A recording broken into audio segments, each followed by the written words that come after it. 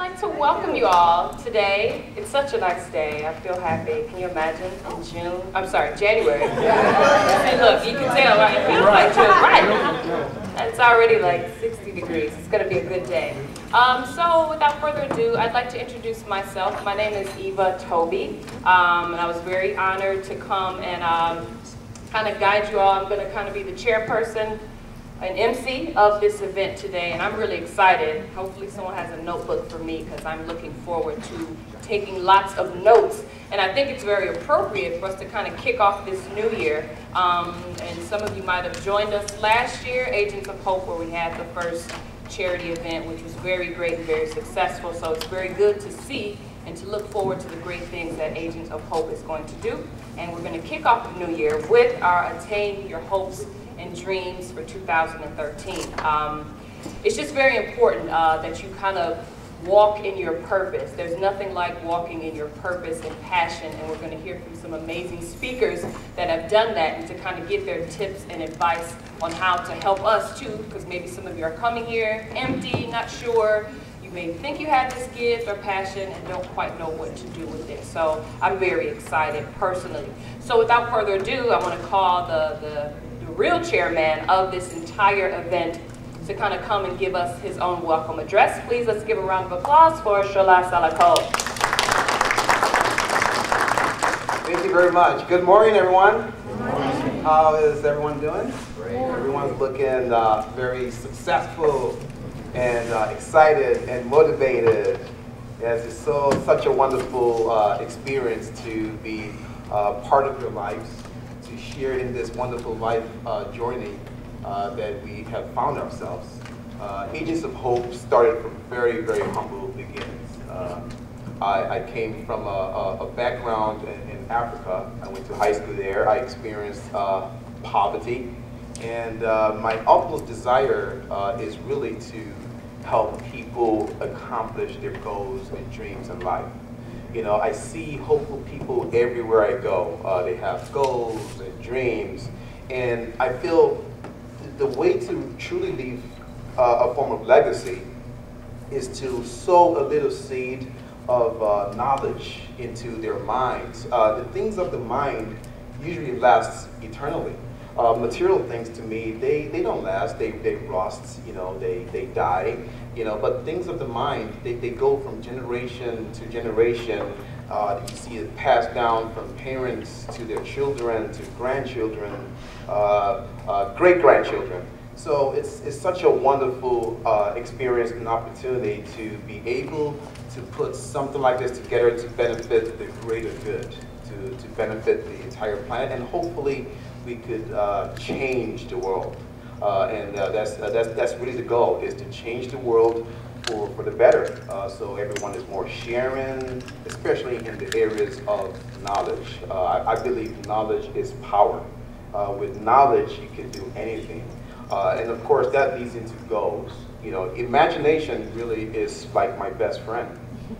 One of my personal beliefs or philosophy is that we live in a reality where this physical realm is like a mirror of your inside mind. So what you believe you can do internally is what becomes reflected into this realm. So if you're feeling happy all the time, you're smiling, you're excited, more than likely you will encounter more happy people. You encounter people who are always smiling back to you, you know, and you can also infect people with that positive energy. You can reach and conquer all kinds of problems and challenges in life. And if you're aspiring to become something, you need to find someone who's there already, which is why I always have wonderful mentors that are doing powerful things, great things, and I try to learn from them. I research their history to see how they accomplish certain things, and I just emulate them. You know, I seek wisdom from them, and which is really why I put this seminar together from my masters to come and share their wonderful knowledge, because really, I really don't know anything. It's really just having access to people that do know something and borrowing a piece of their wisdom. You know, and something that has worked for me very, very well again, imagination. From my imagination, I feel what I want to accomplish. I write it down, which is why Agents of Hope is given this gift of journaling. Writing your goals down and reading them every day. You know, aspire to become whatever it is you want to be. Maybe the best fashion designer, the best model, the best IT expert. Aspire to become those things. Write them down, and there's something interesting that happens. It just, the writing just starts to evolve. It changes over time. You know, and I go back years to see what I've written 5 years ago, and I see, wow, actually this has happened already. You know, it's happened several times without me even knowing about it. So goals are very important. You know, and once you have goals written down, the next thing you need to conquer is fear. You have to remove all fear. Because fear really to me is like an illusion. It's not real. It's something you think exists, but it really isn't there. You know, be bold and fearless to ask people for help. Ask people how you can accomplish certain goals in your lives. You know, most people have this fear of rejection. I used to have that too growing up. The fear of hearing no. You know, I'm afraid to ask someone for help because they'll probably say no, that, oh no, he's not. You know, I was scared of hearing no, but I later realized that, look, this fear it isn't doing me any good at all. And when you ask, it improves your chances drastically to accomplish that what you're looking for. You increase the probability of accomplishing it. But if you don't ask, your chances are zero, guaranteed. But the mere fact that you asked has increased your chances tremendously. So I would really encourage you to write your goals down, plan it, envision it, visualize it, become it internally, then you would know exactly what you do, you know who to ask for help, and the doors get opened that way.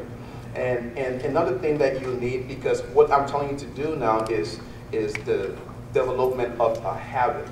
And habits are all stored in what a lot of people call the subconscious mind, and that's when things become automatic. Like driving a car, driving to work every day is automatic for me. Sometimes I don't even think about it because it's already embedded into my being. So I just drive, you know, I don't have to think about how to get there. But when you write these goals down and you become it internally, you internalize it, it becomes a part of your being, and you know exactly what you need to do. So, and finally, I would like to say you need to get what I would call an accountability partner. For every successful organization or project or effort, you need people with like minds to see your vision and believe in it with you. So I have wonderful board of directors. I have Mr. Johnnie Trummp, raise your hand, and they're part of this vision of mine. Ms. Eva Toby over there, they've been so wonderful in making this happen. Great people have come to me from all walks of life to help me to become more accountable. So when you write your goals to accomplish whatever you need an accountability partner. Someone who will hold you accountable, someone you can talk to every day. My accountability partner is Mr. Johnnie Trummp.